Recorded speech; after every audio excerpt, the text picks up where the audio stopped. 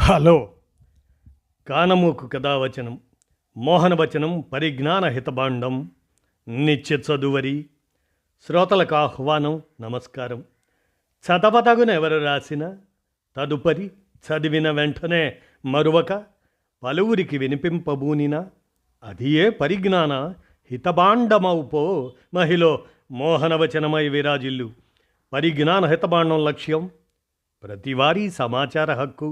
ఆస్ఫూర్తితోనే ఇప్పుడు కేహెచ్ రావు విరచిత అంశంగా మనోశక్తి అనేటువంటి అంశాన్ని ఇప్పుడు మీ కానమోకు కథావచనం శ్రోతలకు మీ కానమోకు స్వరంలో వినిపిస్తాను, వినండి.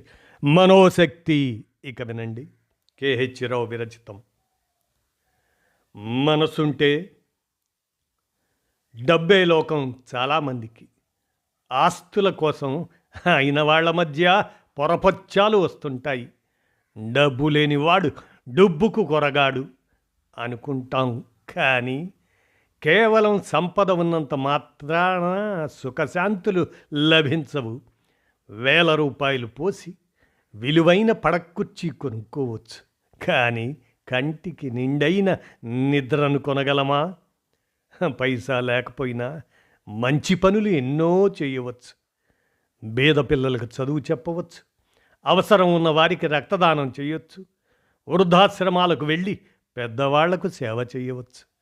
సత్కార్యాలకు కావలసింది మంచి మనస్సు, కృషి, నిబద్ధత మాత్రమే. వివేకానందుడు మాతృదేశ సందర్శనం చేయాలనే గాఢమైన కోరిక కలిగి ఉండేవాడు.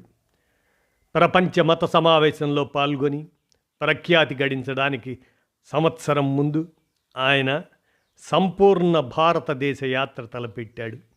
వివేకానందుడు నిరాడంబరుడు, చిల్లిగవ్వ చేత లేకపోయినా విశాల భారత సందర్శనకు సాహసించాడు.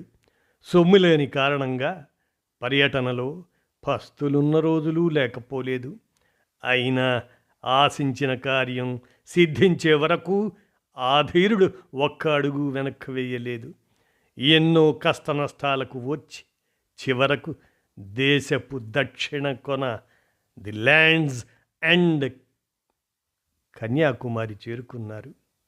వివేకానందుడు బంగాళాఖాతం, అరేబియా సముద్రాలను వేరు చేస్తూ హిందూ మహాసముద్రం ముందుకు చొచ్చుకొచ్చే ఆ అపూర్వ సౌందర్య సీమ త్రివేణి సంగమం.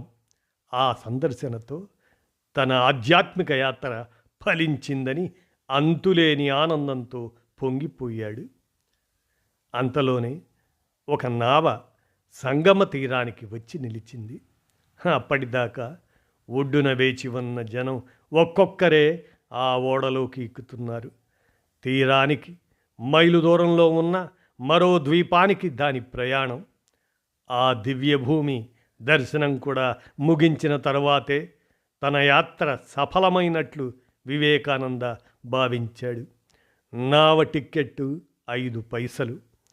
ఆ సొమ్ము కూడా ఆ క్షణంలో ఆయన దగ్గర లేదు. ఆ ఆలోచనల్లోనే ఉండగానే నావ బయలుదేరి వెళ్ళిపోయింది. వివేకానందుడు ఒక్క క్షణం మాత్రమే తటపటాయించారు. అంతే, అమాంతం సముద్రంలోకి దూకి ఈదటం మొదలుపెట్టాడు. గంట పాటు అలుపు సొలుపు లేకుండా ఈది నావకన్నా ముందు గమ్యానికి చేరుకున్నాడు. మనోరథం ఈడేర్చుకునే క్రమంలో ఆయన్ను ఏ ధనలేమీ అడ్డుకోలేకపోయింది. ది మాస్టర్ ఐ సా అనే గ్రంథంలో ఈ అంశాన్ని సిస్టర్ నివేదిత పూసగుచ్చినట్లు రాసింది. ఆసక్తి, శక్తి ఉంటే చాలు. అనుకొన్నది సాధించడం కష్టం కాదు. పట్టుదల ఉంటే డబ్బుతో పని లేకుండా ఎంతటి అవాంతరాలనైనా ఇట్టే అధిగమించవచ్చు అని పాఠం చెబుతుంది కదూ. ఆ విషయం మనోశక్తి అంటూ కేహెచ్ రావు విరచించి అందజేసిన ఈ అంశాన్ని మన కానమూకు కథావచన శ్రోతలకు స్ఫూర్తివంతమైన అంశంగా వినిపించాను. విన్నారుగా. ధన్యవాదాలు.